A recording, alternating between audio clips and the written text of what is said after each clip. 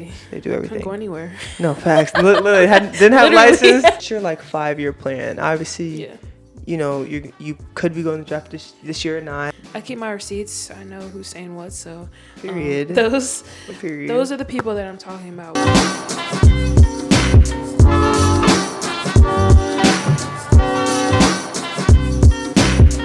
What's up, everybody? It's Dominique Darius, and we're back with another episode on Beyond the Jersey. Today, I have a very, very, very, very, very, very special guest. We have Olivia Miles. Do you want to? Hey guys, thanks for having me. I'm very, very, very, very, very, very excited. Shut up. Excited about this episode, like I am everybody that I bring on the podcast, but specifically for Liv. We've known each other for 8 years or plus. And just seeing her throughout her career from high school on has been really inspiring. And I really want to touch on your story and like what you've been through and where you are now, because I think you have a very unique journey, but it's been like extremely inspirational for those that have watched you and known you for years. So just to start off, I did some research on you like I told you I would. I didn't know this, but I found that you got your bachelor's in political science with a minor in business economics. What made you pick that major, and like what about that major stood out to you? Yeah, I guess going into Notre Dame, very high level academic school, I think I wanted to do something challenging, but not too challenging that would take me away from basketball for too long. So I picked something that was kind of in between, something that was pretty interesting. And political science is fun because you get to study human behavior, and that's something that I really like to dive into. So yeah. I think I remember in high school you like did you take psych in high school or like any type of like I feel like you're really interested. I feel like you've talked about that in high school, like you're interested in that. Yeah, definitely. Like I didn't know you would made like that's actually pretty impressive. Yeah. Were the classes hard or were like I could imagine they were like at Notre Dame guys, I could imagine they're hard. They were okay. Some of them were a little OD, like writing intensive, but it was manageable for sure. Just kind of want to jump to basketball, obviously, because we know you play basketball. Your first a few games into your season, you got your first triple-double. It must have been like such a relief when you played that game. I know like that was your fourth in your career, which is like insane. Yeah. What in what ways, just put into words like what that game meant to you, and like just being able to come back from your injury and have that be like one of your first few appearances back on the court. Yeah, I mean, it was special. You know, I think I was out for like 618 days, so being able to come back after a very long up and down sort of process with a lot of highs and lows, and just experience that moment that I had been visualizing for such a long time. It was really special, and especially with this new group of girls that I get to share with. Yeah. Did you like have like I want to get like, did you know going into the game like you were gonna get that, or was it just like you just like you, because I know the type of player you just play, like you don't really set like stats or anything, but you just go hoop. Did you plan that or just kind of have a natural? Well, there have been just like joking conversations between me and one of my friends, actually our team videographer, love him a lot, but he was just like, imagine if you came back and he was like, you got a triple-double. That would be great. And yeah, he was like, that'd be crazy. So I was like, yeah, like at the time I was like, yeah, you know, it's whatever, but being able to do that in the first game, you know, I looked up at the board late in the game. I didn't know I was close, and then I needed like 2 more rebounds or an assist or whatever, and I was like, might as well just go. Might as well just go get a triple-double. Get it done. So yeah, it was really special. I don't want to overlook was it 20 months that you were out. I really want to like dive into that and really dissect that a little bit. Like, how did that impact you? And I guess to give you like a more specific question, what was your most challenging moment through that process of trying to come back, or if it was like the news of hearing it, like what in those 20 months was like one of the most challenging things for you? I think in those 20 months, I think the most challenging thing was definitely being patient, as well as like knowing that I was going to sit out like a whole season. Like it's really hard to put into words what that feels like. I know you kind of understand that. So it's a difficult thing, and no one really understands until you kind of experience it yourself. So I didn't know what I was in for. It definitely was challenging, but I think I kind of flipped my perspective and learned how to use it to my advantage and grow and take the time to be out of the spotlight, take the pressure off of me and just focus on myself. So yeah.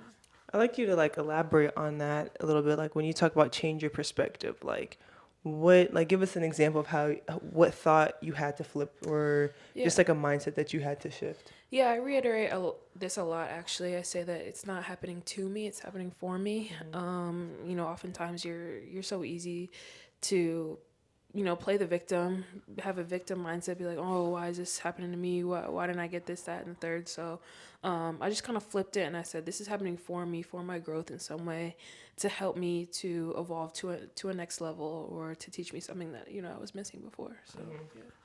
I have like a lighter question to ask you. What was like, I know like being out, like it sucks. Like being out Yeah. injured sucks. But like, what was like one thing that you were able to do while you're out that you never had time to do while you were playing and in season, locked in, training off season? Like, what was the one thing that you're like, dang, I get to do this for real? Like, Yeah. I think one big thing for me was journaling, and I don't know, do you okay. journal? Yeah, I do. Yeah. It's a really special, sacred time. I think being able to sit with yourself, oftentimes, like even now, I get guilty of it. Just like, oh, I don't have time to do it, but like really making time to do it and just center on yourself, write down what you're feeling, because sometimes I can't really put it into words when I want to say it. So writing it down has been really helpful. Yeah. I think that's so. I started journaling. I think I started journaling like high school, but I really started journaling when I was in college because it was just like It's just a lot, guys. It's a lot. It's a lot. It's really crazy. It's a lot. I was just to kind of move on a little bit. What about your college experience has been one of the most developing? I mean, it could be your injury, but what has really like stretched you in a way that you've never been stretched before? Pause. Yeah, take your time to think a little bit. Be a few things as well. I would definitely say it was learning to be a captain. I think. Oh, I didn't know you was a captain. Yeah. Okay. I did not know you you were a captain. Yeah, I think. Wait, when? When did you be a captain? This year is my first year. Oh, Yeah, I know. Very special moment. Very grateful. Okay, for that. wait, walk us through like how you found out, like how was it announced, like tell us all that. And what you Actually, it thought was too. really low key. Like Coach Ivy brought me, Sonny, and Maddie into the conference room one day and was like, "You three are captains, congrats!" And we were all just like, "Yay!" Like I didn't really know what it meant, Like before I got hurt, I was an underclassman, playing with a bunch of older girls. I got hurt, and then all of a sudden, I'm back thrown into it, and they're like, "You're a captain, you're a leader." So I think that was really hard for me. I think that it pushed me, and it continually does. Like I'm not the biggest vocal leader, and I'm learning how to be. But yeah, that definitely was very challenging. That was surprising for you? Yeah. It took you by surprise. Yeah, it did. That's It was dope. definitely, yeah. That's really good. I didn't know that. You Yeah. never told me that. Sorry. Bro, that's awesome. Yeah, That's dope. it's fun. Okay, so kind of going back to the months that you were out and stuff like that, like did you, or I mean it doesn't have to be just that point, but like is there any point in your career like you felt like giving up? Like I know like Yeah. for me, boy, it's been a few times Oh, I thought yeah. about giving up in my sport just because it's like you go through a lot. Like Absolutely. it's not like I think people think college and just any career that you take is gonna be linear, and it's really not that. It's So it's true. highs and lows and like a lot of them. And so, is there been any moment that you had that where you're like, dang, I think I want to throw in the towel, and obviously you Yeah. didn't, but like, Yeah. what did that mean to you, and like, how did you kind of get yourself out of those moments? Yeah, I think I had a lot of those moments last year when I was hurt.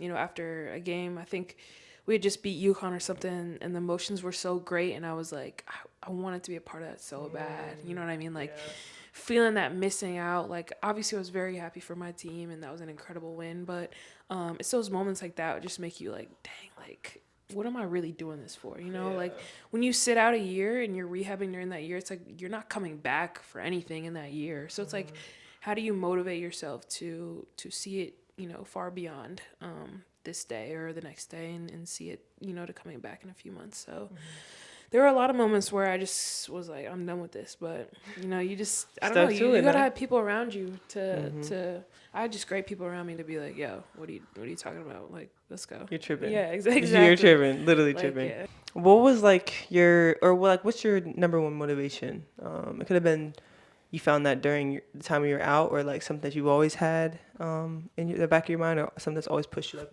what is that motivation for you? Like, where do you find that? Yeah, I think I find it definitely in my parents. Oh, My dad, yeah, so he cute. Cutesy. he they sacrificed everything for me. That's why it kind of sounds silly when you want to throw the towel in, because they didn't, come this far just to come this far. So you have to just continually remember the people that kind of brought you up and got you to everywhere that you got to at this point. So definitely them for sure. That's what's up. Yeah. I think, yeah, parents are crazy because like they Yeah. listen when you're in high school and they driving you to the Yeah. You didn't even AAU realize. tournaments and Yeah. driving to these games and like being your supporters. Like they really pay their dues when it comes to helping you be where you're at, and Absolutely. like they really, like, without them I don't know where we'd be at, bro. Like Literally. they do Couldn't go everything. anywhere. No, facts. Literally didn't have Literally. license. No, wait, when Actually. did you get your license? Because I didn't get mine Yeah. till Yeah. second Boarding school year things. Yeah. second year of college. I got my freshman year at Notre Dame. I remember I saw Yeah. like I think you posted a story and I was like, she got a car. She lives in the car Had to. driving. And so I was like, It was what? weird. It was weird. Yeah. Wait, what kind of car do you have? A Subaru. Oh, that's cutesy. That's Very so cutesy. safe. Very safe. Very like, and it was eco-friendly and stuff. Wait, what kind of car do you have? A Subaru. Oh, that's cutesy. That's Very so cutesy. safe. Very safe. Very like, and it was eco-friendly and stuff. How do you feel like your injury or just being out those 20 months molded you into the person that you are now? Like, what about Olivia Miles before the injury is different to now? Like now that 20 Yeah. months have gone by and you're back to Yeah. playing, like how does Olivia Miles, like it doesn't have to be just as a basketball person, but like as a human in general, how did that injury mold you into the Yeah. person you are now? I think you just said it. I think before my injury, it was like basketball was the only part of my identity that I really knew. And then kind of when you take a step back from it, you kind of learn that there's a lot more to life, obviously. But it's hard when you're kind of wrapped up in it for so long. When it's your daily life, daily schedule, you don't really get the time to develop yourself as a person. So I learned a lot about myself. I gained a new appreciation for life, for basketball, for my health. It's life is so fragile, so I kind of learned to not take things for granted. Yeah. Yeah. That's a tough realization. I feel Yeah. like you can't like tell someone to be there. They just have to go through it. Like Exactly. like That's how many so people true. told you like, oh, make sure you're doing other things Yeah. outside of basketball. And it's like you really don't do it until you really don't have a choice. Either it's like Exactly. playing or just injuries or Exactly. just like circumstances where you can't get on the court. Like you really don't think about that until like you have no choice but think about. Yeah. But it's like those moments like are so powerful because it's like, wow, like imagine you stretch yourself to appreciate other things outside life and basketball. Imagine how much more fulfilled you'd be than just basketball. And like basketball is Absolutely. like your emotional ticker. Like depends. Exactly. It dictates so much, Yes. and it's like Yes. you're That's gonna so go true. crazy. Like because you're gonna Yes. lose some, you're gonna win some. You're not gonna You're have a bad day. attached to good the day. outcomes, and yeah. It's not good. Yes. It's That's not that's a good. very good point. Very wise. So, guys, I've been through a lot, guys. I guess. Very wise. Kind of like touching on to what you just said. Like, what's your like 5-year plan? Obviously, Yeah. you could be going to draft this year or not. But either way, like, what is your 5-year plan after, college? Like, what do you want to be I don't even know doing? my plan tomorrow. I That's know we got real, a y'all. game. But That's we got a I know we game. got a game, but like That's I'm real. That's real. That's real. So yeah, I do have an extra year in college. We'll see what I do. But no, my plan is to play professional basketball. Is what I've been committed to doing for a long time now. So, I mean, as I said, you can't come this far to only come this far. So I'm gonna take it as far as I can, and then I have 2 degrees to fall back on. Whenever. 2 degrees, not one, Dos. but 2.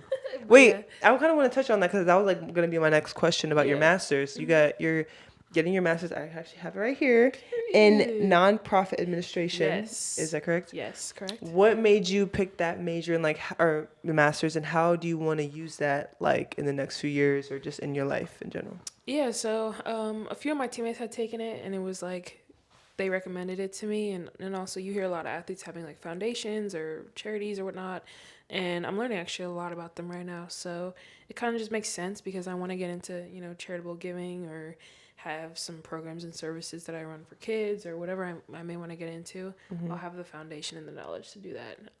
When I have the funds and whatnot. So, yeah, just kind of for my future. Did you always want to like have a nonprofit organization, or have you always thought about that, or is this something that just kind of came about with the last few years? Yeah, I think more recently, but I always love the idea of just giving back.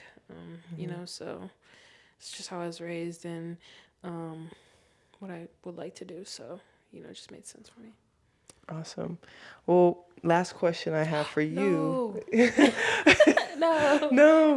We kind of talked about this last night, and I don't want to not ask that question, but like, what do you have to prove? Like, I know you don't have really anything to prove, right? But like, what about for what you went through? You're like, no, like I'm gonna prove them wrong. Like what motivates you to like obviously keep going? You said your family and your parents, but like what else like hits a nerve where you're like, nah, like I'm gonna show out. Like regardless, like I'm gonna show my skills, like I'm gonna show out. I'm gonna be successful. Yeah. I think being second like to anyone always like kind of hits a nerve because in basketball you always try to be the best. There's always that competition there. I think I don't know, you just always want to push yourself. So I think there was a lot of chatter when I was hurt and stuff that I'd be a backup this, or I wouldn't be playing as much as this, I can't keep up with this. I keep my receipts, I know who's saying what. So those are the people that I'm talking about, where it's like everyone's so quick to put me write you behind. off. Yeah, exactly. People are very quick to write you off when you get an injury, or you're out of the limelight for 10 to 15 seconds, like they're on to the next person. So I keep track of those, and I make sure that I'll be able to back up my word on the court. And the crazy thing is, most people that be making those comments don't know basketball for real. Like, y'all be thinking y'all know, and y'all really don't know. Like, you could have 2 great guards. You have 3 great guards on the court at the same time. You can have 5 all-stars on a team. It's really just about how everybody gels and plays together, and like the coaching. But like other than that, like you could play with great players. And like that's one thing I'm gonna say about her. Literally the WNBA. Literally like I think y'all like don't know her game for real. Like she's a pass first guard. She can get a bucket whenever, but like you're a pass first guard. Like you want everybody to succeed. I remember like in high school, like you would get more excited about someone else hitting a 3 that you assist them on than you scoring. Like and that's just the type of person you are. So it's like when I would see those comments, I'm just like, it's just chatter, because it's like it's not the reality of the situation. Like they don't really know about y'all's relationship. They don't know about your team's relationship or your coach's relationship. Like they don't know the ins and outs, and they think they do, but they really don't. I think that's the funny thing with basketball and just media. It's like they're always gonna talk. They're always gonna say. I know, but it's also a blessing because that means I care, and that means they're paying attention to you. So no, that's true. Yeah. So I mean, like, use it to your advantage, and when the time comes. Make a shoosh. So that wraps up Olivia Miles episode. Hopefully we could do a part 2 at some point when you're in the W balling out. Yes. That would be so great. Is there anything you want to say to the peoples? Thank you guys for watching. Keep tuning into this podcast. It's dope. Check this episode out. Love it. Subscribe. It ain't where it's supposed to be, but it's getting there. It's getting there. We just subscribe. Like, comment, subscribe. And make sure you follow Liv on social media. I'll put her stuff in the link below. And yeah. Thank you, Dom. Of course. All right, we out. Deuces. Peace.